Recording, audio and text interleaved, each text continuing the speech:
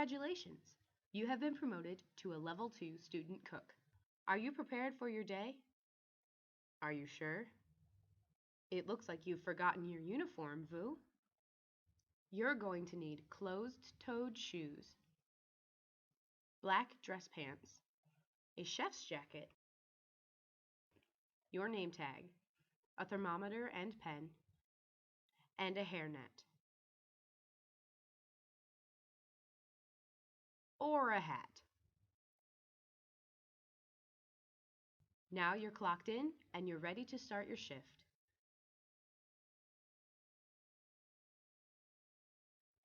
Vu, you are starting in the back kitchen today.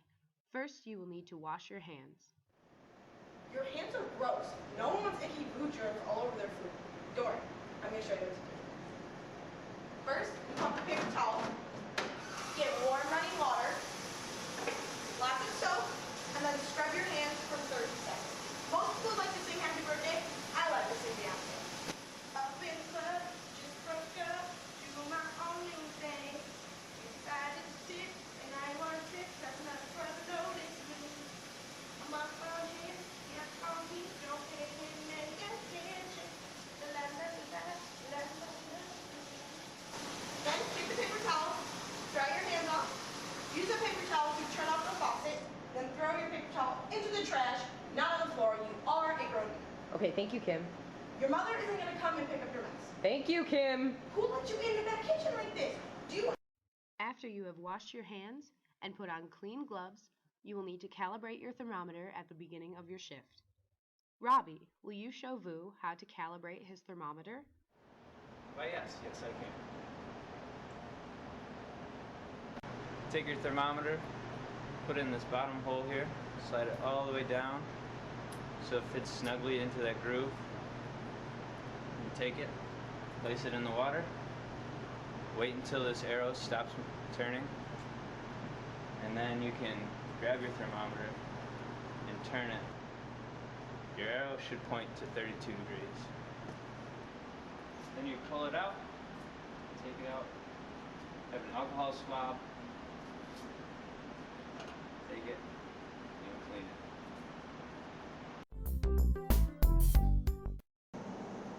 Hey Boo, I'm going to teach you how to use the machines in the kitchen. This is a steam kettle. This is what you fill it up with. Knob right here, just water, usually it's pretty hot. This is how you turn it on, the actual heat to the water. Make sure that whenever you're going to clean this, which after you're done cooking, you have to do it right away. You're going to clean it out with Joy soap and water. And then you have to have a drain catcher right here. And then when you need to drain it, you open this up and then pull it out. And when you're done, put it back in. These are the small steam kettles. They're basically the same thing as the big ones. Water knobs are right here. Turn it on with this knob right here. And then when you're cleaning it out, dump whatever you can out first, just by tilting it. And then Joy soap and water, scrub it out again, fill up water, dump it out. Make sure you have this catcher here or else water will go everywhere. These are the ovens that we use. The knob to turn it off and turn it on, and then the cool down is right here. So you turn it on this way, turn it off, cool down, off. This is the temperature setting, and this is the time setting. These are the steamers. You turn it on with this knob right here, turn it all the way on. To turn it off, turn it all the way. This is the dial for the time, just turn it. These are the tilt skillets. You fill them up with water right here. The knob is right here. It bends, moves over wherever you need it. This is how you turn it on. Just switch right here. This is the temperature. Just turn it wherever you need it. And then to tilt it up, push this one, put it down, this one. You're going to clean it out with Joy soap and water. Water can be gotten right here. And then drain it out. Make sure you have this, or else water will go everywhere. Once again, when you're done, tilt it up, turn it off, and then take this to dish room. Ooh, do you need to slice that cucumber?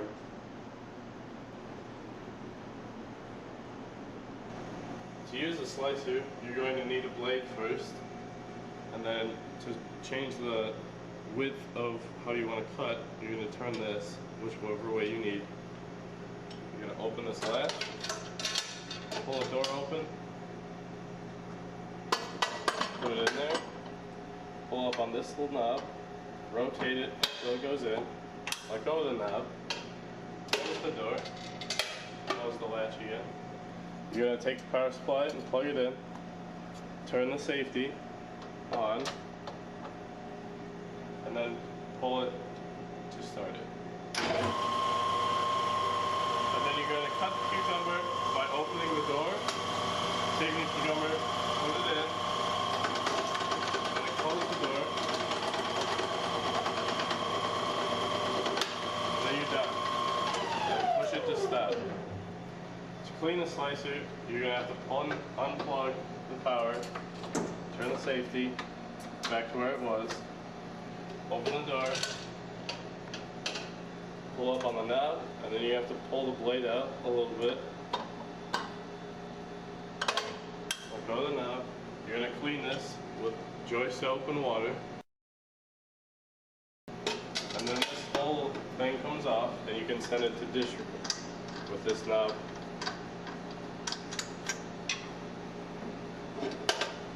And the whole thing goes to dish. Now if you use this part, you're going to want to pull this up, and this whole thing comes off. And you're going to go to the dish room as well, and then you're going to wipe this out. This is a deli slicer. To use the deli slicer, first you have to plug it in. Pull this all the way back towards you. Make sure this is set to manual instead of automatic. Turn this to whatever width you want for whatever product you need. Pull this to start. Now it's on, so be sure not to touch the blade. And then if you want it to set it to automatic, just turn it and it'll go. To turn it back to manual, just turn it back, and then you can pull it back. And now push the stop, and then pull the power out. To clean it, you're going to turn this knob, and it comes off like this. And you can send this to dish. This turns right here, and it just pulls off and out. And this goes to dish as well. And then you're going to want to hand wash this and wipe everything down around here with D10. And then to clean under, you're going to pull up this lever and clean everything under the machine. To put this back together, you're going to take this and put it back on. And then twist the knob again to lock it in place, and that will come up. Take this and just put it back in.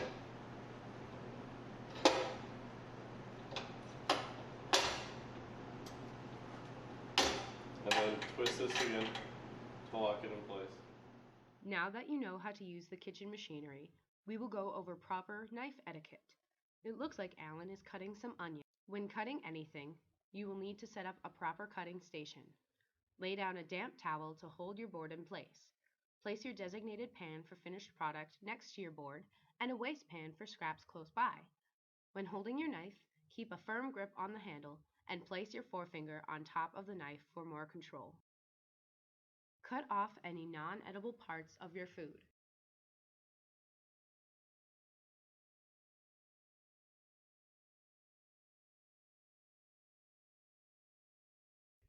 Then we can julienne,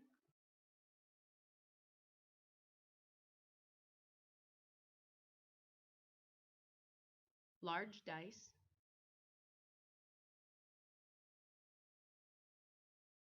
small dice,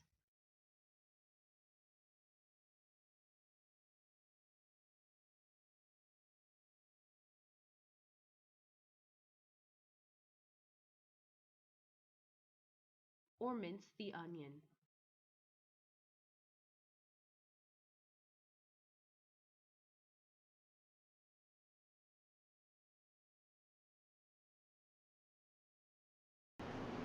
Boo, go clean this knife. When handing over anything sharp, hand the handle side to the receiver, not the blade. Boo, wait. What are you trying to do? Kill someone? Hold the knife down your side with the blade facing behind you.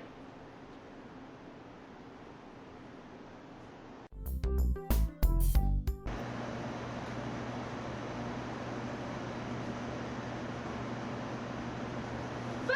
That's not a bathtub! This is the bain-marie. Keep soups and sauces hot. At the end of every night, it needs to be emptied, run cold water through both of the pipes, and refilled. This is the faucet you use to fill it, and down here is the lever you pull to drain it.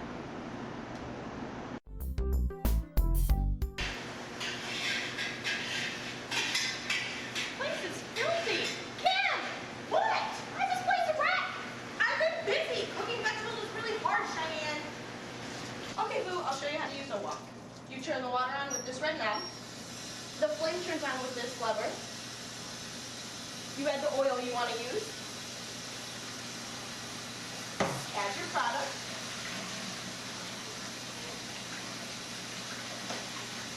And then you stir it frequently to get it evenly cooked. And then when it's thoroughly cooked, turn your flame off and scoop it into your dish.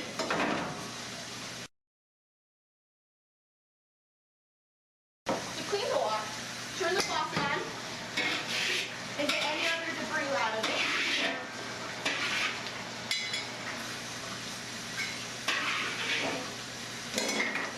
Dump it out.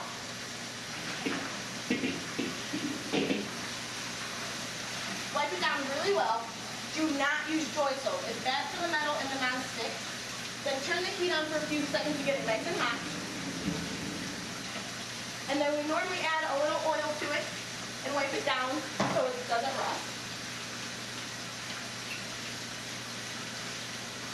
And then turn off the water. Flip this upside down like that. Push any other thing down the drain or in the trash. And then when it's all clean, don't forget to take the trap to dish. Alright, let's help Kim clean up the rest of her station. So when cleaning the grill, the first thing you're going to want to do is turn off the grill. Next, what you're going to do is grab a bucket of cold water and pour it over the grill. This helps to cool it down as well as break up some of the debris. After that, you're going to take your heating cleaner and sprinkle it over the top of the grill.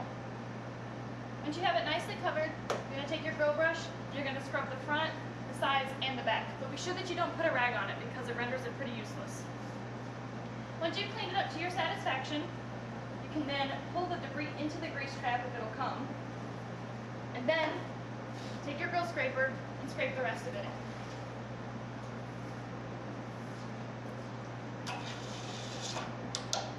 Once you've done that, you can get your lemon juice and sprinkle it over the top of the grill. What this will do is it'll break up the heavier debris on it and also make it shine, and it smells pretty good. After that, you can get your rag and make sure that you've already dampened it. Put it on top of the grill and you can use your grill scraper to get the rest of the lemon juice off. Sometimes the grill's still hot, so I really recommend using the grill scraper. After you've done that, you can get a dry rag, so you go in small circles on it until it shines. Once you're satisfied with how your grill is clean, you can spray a little bit of non-stick on it and wipe it off before you can cook your next product. After that, take your grease trap back to dish. Uh-oh. Now all that's left is The fryer!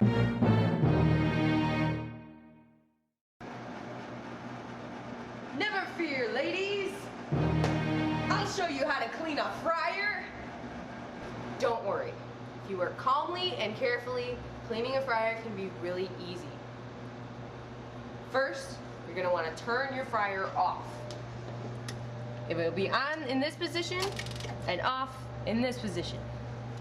Then, using a skimmer, you'll want to skim out any debris left in your fryer and dump it in the trash can. Then, we drain our fryer. To drain the fryer, pull this blue lever. Make sure that when you drain your fryer, you only do one at a time, or it will cause flooding, and nobody wants to clean up that mess. Then, once your fryer is drained, you can wipe out the sides with clean rags. Make sure that your fryer is nice and shiny. Then we can refill the fryer by pulling this red lever. If there is still debris left at the bottom of your fryer, you can do both at the same time to cycle the oil through. Once your fryer is clean, you can pull this red lever to refill it.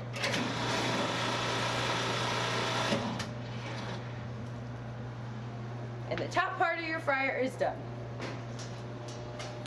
Lids go on your fryer. Now we're going to change the filter. For this part, you're going to want rags so that you don't burn yourself. Everything is very, very hot. So,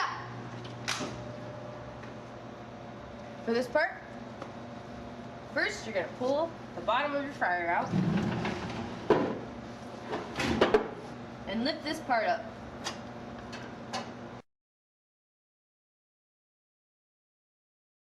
Then, this pipe unscrews down here.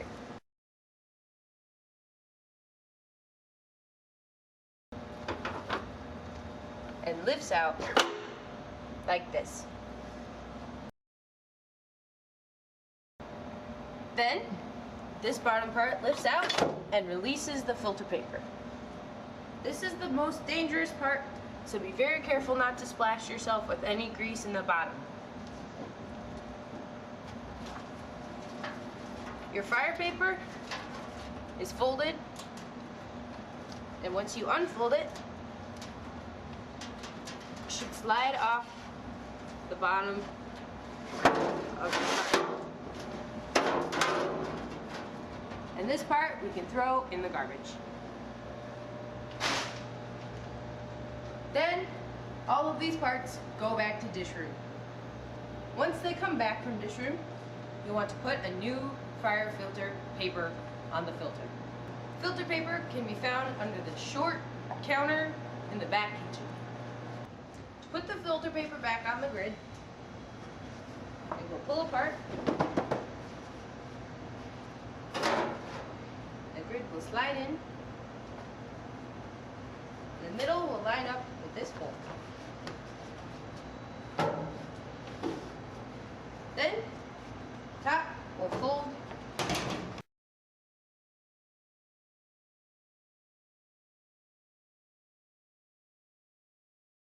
Then you will slide this part right back into here.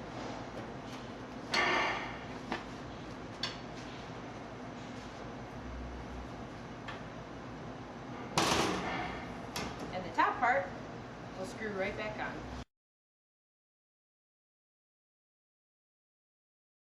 Finally, you can put this back into your fryer.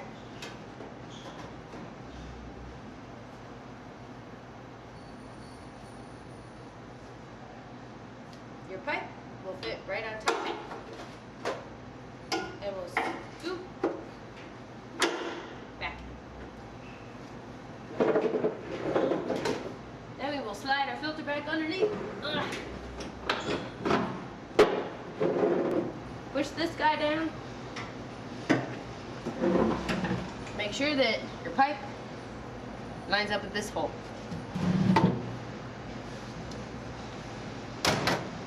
See, now was that so hard? I'm gonna have nightmares. Hey ladies, really need some men to help the fryer.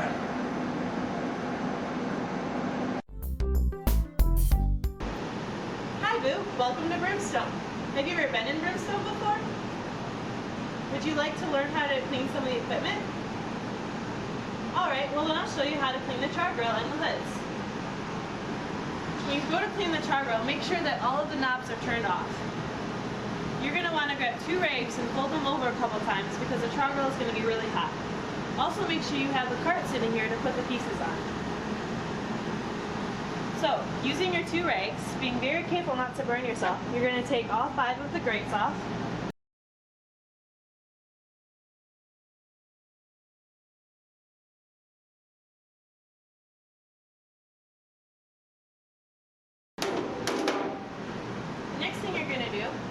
to take off these 6 round pieces and put those on the cart.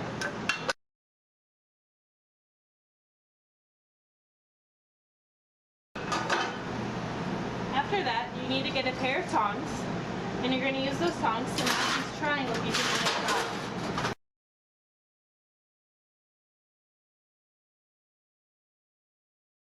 Once all those pieces are in the bottom, you go ahead and pull this out.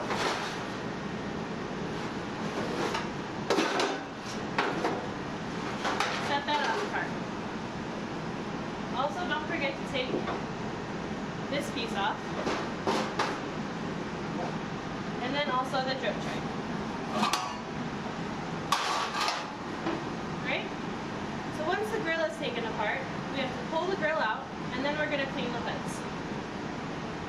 Before we can clean the hoods, we need to take the hoods down. So you're going to take the pole, you're just going to plug it under one of the piece, pull it out, and put it on the cart with the grill. There are 10 of those that need to come down. There are 5 on this side in the station and 5 on the outside. So you actually have to go outside the station to take the other ones down. Alright? So in order to clean the hoods, you're going to take the doodle bug, and you're going to get either a bucket of Joy soap and warm water or a heavy duty degreaser. And you're going to take a rag, and you're going to get whichever cleaner you're using, put it on the rag, put the rag on the doodle bug, and use the doodle bug to clean all of the sides in the hoods. On both sides, front and back. Once you're done with that, all 4 of the windows need to be cleaned. And then also, behind the grill needs to be swept and mopped. Once all of your stuff comes back from dish room, you can start by putting the hoods back up.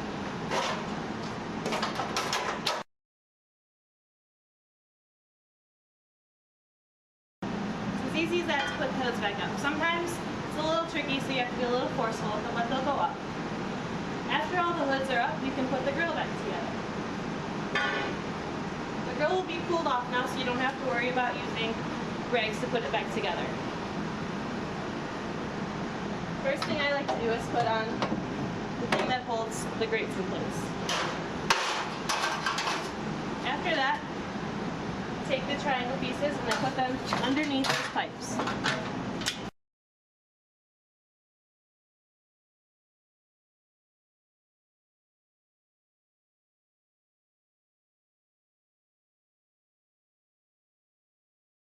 Then we can take our drip tray and we can slide it back in here. And then this bottom part, make sure that these doors are put back in and that the circles are facing each other.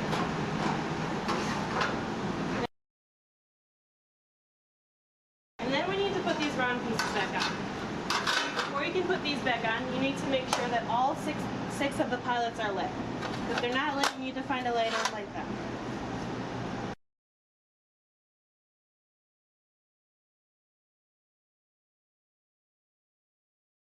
The last thing you need to do when putting together the grill is put the 5 grates back on.